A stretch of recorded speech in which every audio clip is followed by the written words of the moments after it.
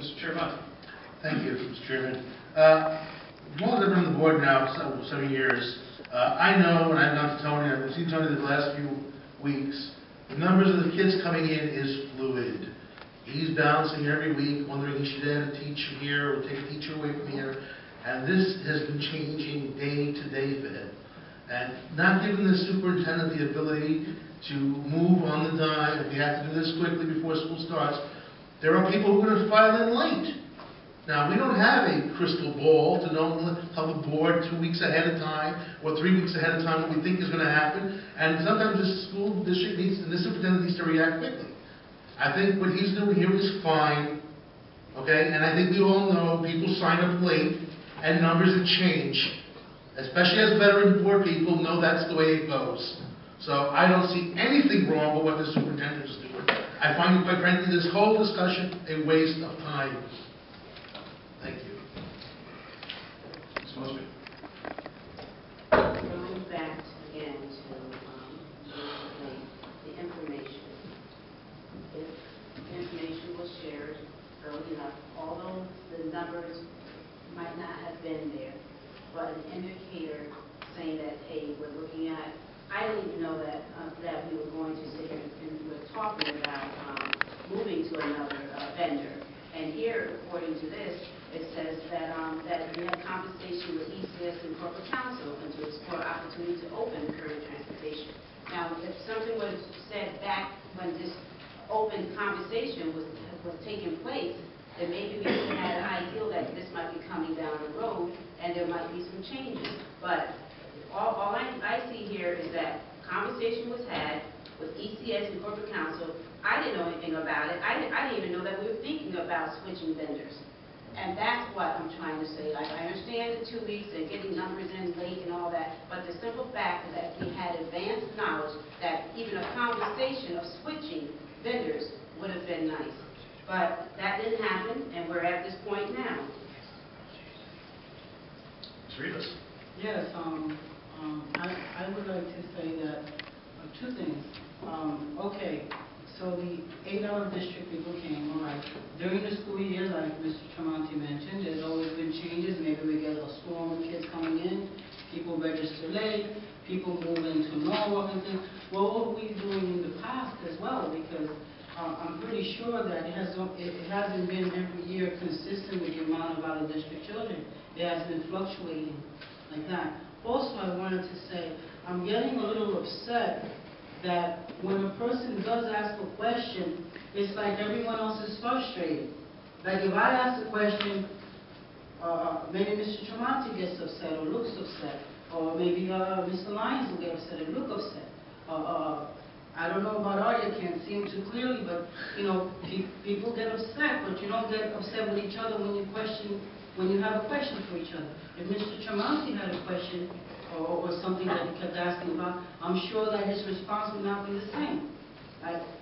We have a right as elected officials to ask about things. We don't do this for the heck of it. I mean, I have children alone waiting for me at home.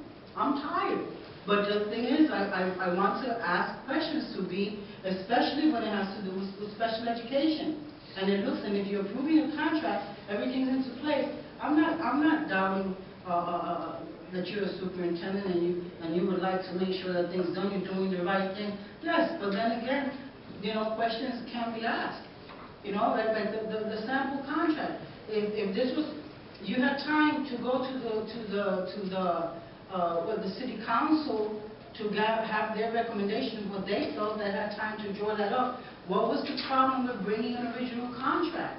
What was the problem with saying, like Ms. Mosby mentioned, a quick email, shoot an email, well I can't see it, but shoot a quick email saying, you know, we have a situation and out of district children, we have an increase of, like when we have an over-enrollment and we have to place a teacher, like it was said earlier. That's told to the board.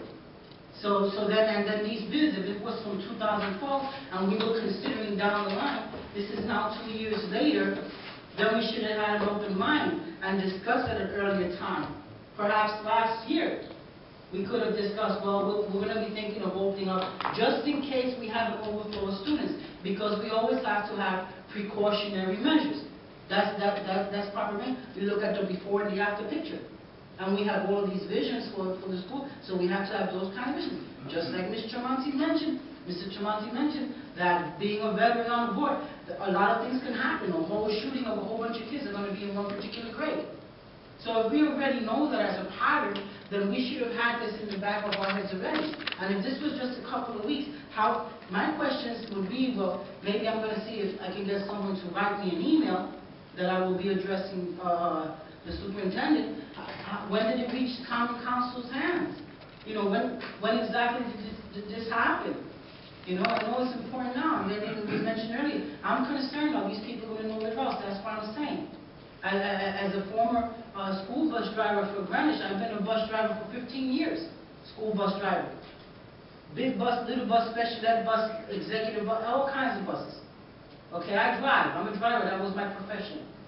So the thing is, I know about that. I know about a run. And I know about, you cannot, in Greenwich at least, you cannot transport two children from two different towns in the same bus. It cannot be done. That's why I am saying, please check on that.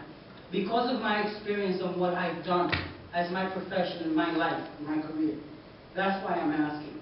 You know, and don't be angry. If we said board members, we should get along and have discussions, then so be it. Then let's have a worthy discussion.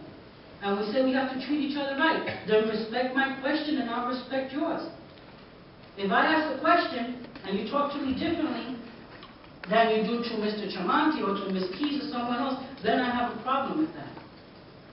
So, you know, I just had to let that out. I'm sorry. I had to say what I wanted to say. Sorry. Any other comments, questions? Okay, I'd like to compliment Mr. Rudel and Dr. Rivera for a quick response to a problem that obviously came up probably after the last meeting of this board. I think it looks like they made a thorough review of possible solutions, found a competent supplier, got a quick review done of the contract form with the Corporation Counsel's office, and have put something in front of us in time for us to act on it in a timely manner prior to the commencement of the school year.